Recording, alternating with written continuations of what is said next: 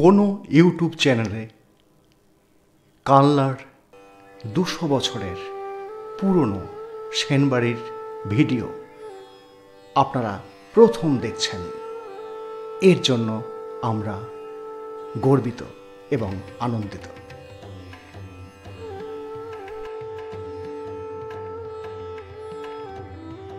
জানি না কেন এতদিন ইউটিউবে কেউ কালনার 200 বছরের ঐতিহাসিক সেনবাড়ির বাঙালির জীবনের সঙ্গে ওতপ্রোতভাবে জড়িয়ে আছে যে সেনবাড়ির গল্প, তা নিয়ে কেউ ছবি করেননি।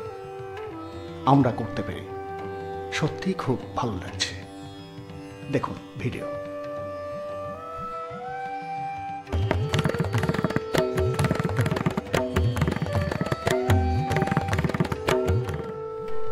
যারা প্রবীণ মানুষ তারা জবা কুসুম তেলের নাম নিশ্চয়ই শুনেছেন। একসময় বাঙালির ঘরে ঘরে এই মাথায় মাখার সুগন্ধি আয়ুর্বেদিক তেলটি প্রচণ্ড জনপ্রিয় হয়েছিল। সেই তেলটি কিন্তু আবিষ্কর্তা এই বাড়িরই পূর্বপুরুষ।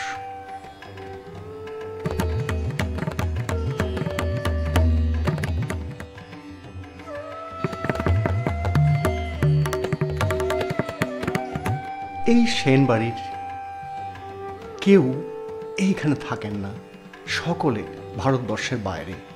একমাত্র একজন চিকিৎসক, মাননীয় চিকিৎসক থাকেন কালনায় এই বাড়ির স্মৃতি আঁকড়ে।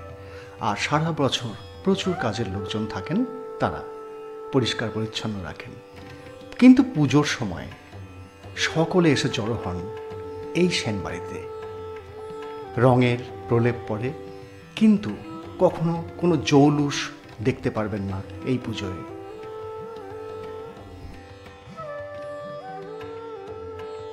এই পুজোর একটা বিশেষ বৈশিষ্ট্য আছে যেটা অন্য কোথাও নেই। কি তা? সেটা হলো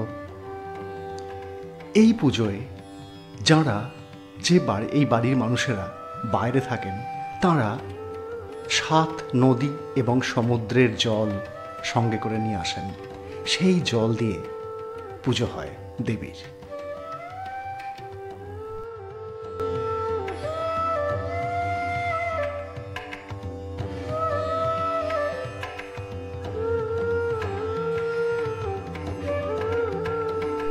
জানিয়ে রাখা ভালো, এই সেনবাড়ি অন্য জমিদার বাড়ির মতো নয়।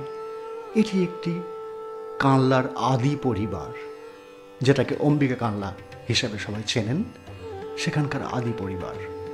এবং এই পরিবারে একটা সময় বৈদ্য চিকিৎসায় খুব নাম ডাক ছিল এবং পরবর্তীকালে সুশিক্ষিত হয়ে সকলে দেশের বাইরে।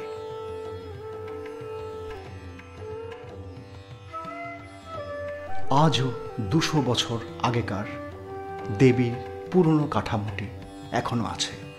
সেখানেই খড় মাটির প্রলেপ পড়ে নতুন নতুন প্রতিমার জন্ম হয় প্রতি বছর। একবার এসে দেখে যেতেই পারেন পুজোর সময়, অসাধারণ লাগবে।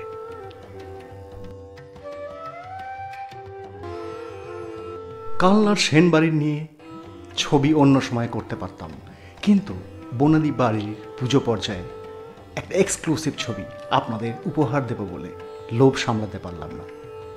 ভিডিওটা ভালো লাগলে অবশ্যই মতামত দেবেন, একটি লাইক ও সাবস্ক্রাইব করে পাশে থাকবেন। নমস্কার।